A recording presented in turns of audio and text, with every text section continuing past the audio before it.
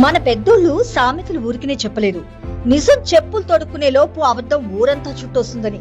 ఇక విషయానికి వస్తే అదే వివాదాస్పదంగా మారిన కంచె గచ్చిబౌలి భూముల వ్యవహారంలో సోషల్ మీడియాలో ఏఐ టెక్నాలజీని ఉపయోగించి లేనివి ఉన్నట్లు క్రియేట్ చేసి ప్రచారం చేశారు బీఆర్ఎస్ బీజేపీ నాయకులు. అసలు వీటిని తయారు చేసింది కేటీఆర్ అండ్ కో బ్యాచ్. వాళ్ళు ఏకంగా ఫేక్ ఫ్యాక్టరీ పెట్టుకుని ఫేక్ న్యూస్, ఆడియోలు, వీడియోలు, ఫోటోలు తయారు చేసి రాజకీయ నాయకులు, సినీ ప్రముఖులు, సోషల్ మీడియా ఇన్ఫ్లుయెన్సర్ల ద్వారా పోస్ట్ చేయడమే పనిగా పెట్టుకున్నారు. అయితే ఇక్కడ గమ్మత్తైన విషయం ఏంటంటే ఈ ఫేక్ వీడియోలు, ఫోటోల వ్యవహారంపై ప్రభుత్వం కన్నెర చేసింది.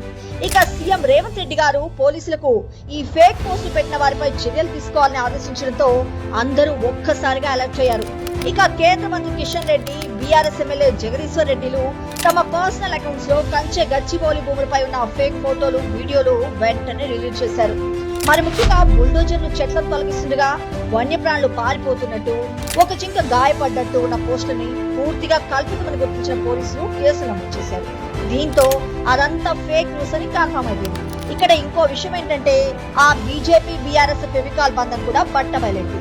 ఒకేసారి పోస్టులు పెట్టారు, నిజం తెలియగానే ఒకేసారి డిలీట్ చేశారు. నిజం తెలిసిందిగా మరి మీరేమంటారు?